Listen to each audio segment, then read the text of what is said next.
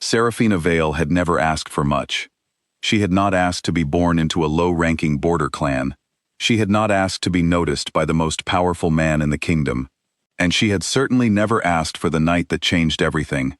The night King Kalen Draven looked at her like she was the only person in the room, and she, foolishly, believed it meant something permanent.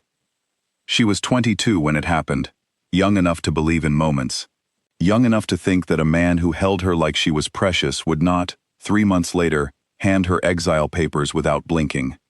She still remembered the way the council room smelled that night, candle wax and old wood, and rain coming through the stone walls. She remembered the long table, the advisors in their dark coats, and Kalen at the head of it all, tall, broad-shouldered, with silver-gray eyes that had once looked at her softly, and now looked at her like she was a matter to be resolved. He had not even let her speak first. "You are to leave Velmore by morning." The papers were already on the table, already signed. The reason written in neat, formal language: incompatibility of station.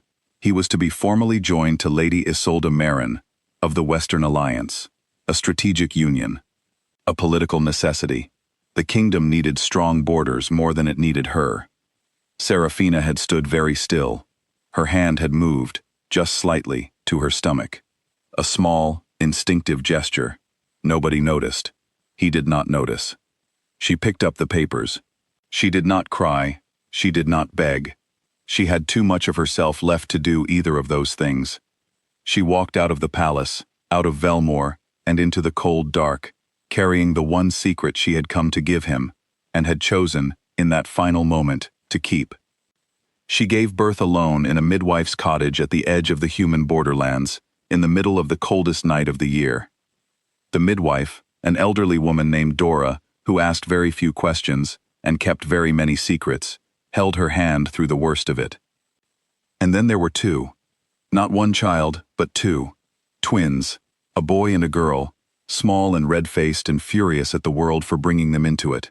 The boy arrived first, screaming. The girl arrived second, quiet, already looking around the room as though she was taking inventory. Serafina named them Aaron and Lyra. She noticed their eyes immediately. Silver-gray, unmistakable, the exact color of their father's. She pulled them close and made a silent promise to them both. She would not let them be bargaining chips. She would not let them grow up in a palace that did not want them, used as political tools by a man who had already shown her exactly how much sentiment he was capable of. She would raise them herself. She would raise them right. And when they were old enough, she would give them the truth, all of it, and let them decide what to do with it. For 10 years, she kept that promise. Life in the borderlands was not easy, but it was honest. Serafina found work as a healer's assistant in a small market town where no one asked about pack affiliations or bloodlines. She learned every plant and root and remedy the old healer knew. She got good at it. Good enough that people came from 3 towns over to find her. She raised Aaron and Lyra in a small house with a large garden and a fireplace that took too much wood in winter. She taught them to read before they were 5. She taught them history, law, mathematics, and languages. At night, by firelight, she told them stories of the wolf kingdoms, their structures, their traditions, their rules, not as fairy tales, but as education. When they were old enough to understand, she told them about their father. She told them he was a king. She told them they carried his blood. She told them they deserved to know who they came from. She did not tell them he had sent her away. She did not want that pain to become theirs. It belonged to her, and she kept it carefully, like something sharp in a locked box. But Lyra, quiet, sharp, watchful Lyra, had always been very good at finding locked boxes. At 10 years old, she found the chest under the floorboard. Inside it were documents Serafina had collected over the years, old papers, legal texts, the original founding charter of the Velmore throne, which Serafina had obtained from a traveling archivist 4 years earlier, because she had wanted to understand the world her children came from. One evening, Serafina came inside from the garden to find Lyra sitting at the kitchen table with a brittle, yellowed document spread carefully in front of her. She was reading it with the focused, quiet expression she always got when something important was happening in her head. She looked up. "Mother," she said, It says here that an Alpha King's blood heirs have the legal right to claim succession if the king has not produced a recognized heir within 10 years of his reign. Serafina set down the herbs in her hands very slowly. Where exactly did you find that? The box under the floorboard. I've been reading it for 2 weeks. Lyra tilted her head. You knew about this, didn't you? Serafina pulled out a chair and sat down. For a long moment, she said nothing. Then, I know. Then why haven't we done anything?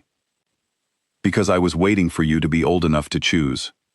Lyra looked at her mother for a moment. Then she looked at the document. Then she looked at her brother, who had just come in from outside with mud on his boots and straw in his hair, and absolutely no idea what he had walked into. Choose what? Aaron said. Lyra looked at him with the expression she always wore when she was about to say something that would rearrange the furniture of his entire understanding.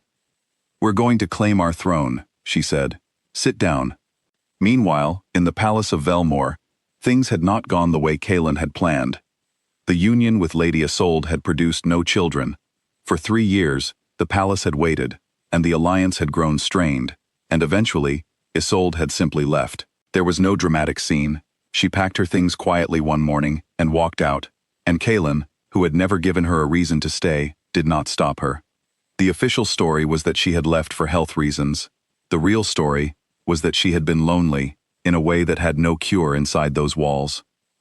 Kaelin ruled alone after that. He was good at ruling. He was not good at much else anymore. His kingdom was technically strong but quietly fracturing. The Western Alliance, without the marriage bond to hold it, had grown cold. Rival pacts tested his borders with increasing boldness. His council pressured him constantly. He needed an heir, they said. He needed a mate. The ancient succession laws were clear. If he died without a recognized heir, the throne would pass to whoever could fight hardest for it, and there were several candidates already sharpening their teeth. He refused every suggestion. He did not explain why. His beta, Rowan, who had been his friend since childhood, and was the only person in the palace allowed to say difficult things directly, asked him once, quietly, to why he kept refusing. Kaelin had looked out the window for a long moment and said nothing. Rowan did not push, but he watched his king with the careful concern of someone who suspected there was an answer to that question, and that it was not a comfortable one. The rumor reached the palace on an ordinary Tuesday. A traveler passing through the council's information network mentioned, almost as an aside, that there was a healer in the borderlands, a woman, quiet and skilled, who had 2 silver-eyed children of about 10 years old. The children shifted with a speed and strength that had the local wolves stepping back in surprise. The children's ages, if one counted backward carefully, placed their likely birth at a very specific and significant point in time. Rowan brought the information to Kaelin personally. He closed the door behind him. He laid the report on the desk between them. Kaelin read it once. Then he sat back in his chair and pressed both hands flat on the desk and did not move for a very long time. Find her, he said finally. His voice was completely level. Rowan nodded and left. He did not find her, because she was already on her way. They arrived on a bright morning in early autumn, a woman in a gray travel cloak, and 2 children who walked at her sides with the quiet steadiness of people who knew exactly who they were and where they were going. The palace gates were manned by 6 guards. When Serafina approached and gave her name, there was a moment of uncertain silence. Then the guards looked at the children, at their eyes, at the way they stood. The gates opened. No order had been given. Something older than orders had made that decision. The throne room was full when they entered. Word had traveled fast through the palace, the way words always did when something important was about to happen. The council was there, the senior advisors. Rowan, standing to the side, with an expression that was not quite surprise and not quite relief. And Kaelin, sitting on the great stone throne at the end of the room. He saw Serafina first. Something moved across his face, something that arrived quickly and was shut down almost immediately, like a window opened and closed against cold air. Then he saw the children. He could not shut that down, not completely, not when they stood there with his own eyes looking back at him from 2 small, serious faces, 10 years of his absence sitting quietly between them. The room was completely silent. Lyra stepped forward. She was small for 10, but she had a quality of stillness that made rooms pay attention to her.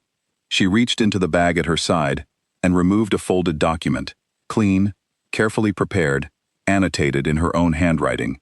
She placed it on the floor, exactly halfway between herself and the throne. She did not walk it to him. "Under Article 9 of the Velmore Founding Charter," she said, in a clear, calm voice, "we, Aran and Lyra, children of Alpha bloodline, present ourselves as rightful heirs to the Draven throne. Our claim is legal. Our lineage is provable by blood confirmation. The 10-year succession window has not yet closed." She paused. "We are here to claim what belongs to us." The council exploded. Voices overlapped and rose, demanding proof, questioning legitimacy, challenging procedure. One senior advisor stood up so fast his chair scraped loudly against the stone floor. Another began reciting counter-statutes from memory at high volume. Kalen raised one hand. Silence. He stood. He walked down the steps of the throne. He crossed the room to where the document lay. He bent and picked it up. He read it, all of it. Every annotated clause, every citation. It took a while. Nobody moved. When he finished, he looked up at Serafina. She was watching him. She looked older than he remembered, but not in a way that diminished her. She looked like someone who had been through a long journey and arrived exactly where she intended. "Why didn't you tell me?" he asked. His voice was very quiet. She met his gaze without looking away, without warmth, without hostility. Just truth, plain and steady. "Because you had already decided," she said, "and I was not going to let my children be a bargaining chip in someone else's strategy." The words moved through the room. Nobody spoke. Even the advisor who had been mid-sentence a moment ago was quiet. Kalen looked at her for a long moment. Then he looked at his children. His children, the word arriving in his mind like something being set down after a very long carry. He turned to the council. "I am formally acknowledging Aaron and Lyra as my heirs," he said. "This is not a discussion." What followed was not simple, and it was not fast. The council resisted the acknowledgement through 3 formal sessions, before Kalen ended the debate by exercising a king's prerogative that had not been used in 40 years.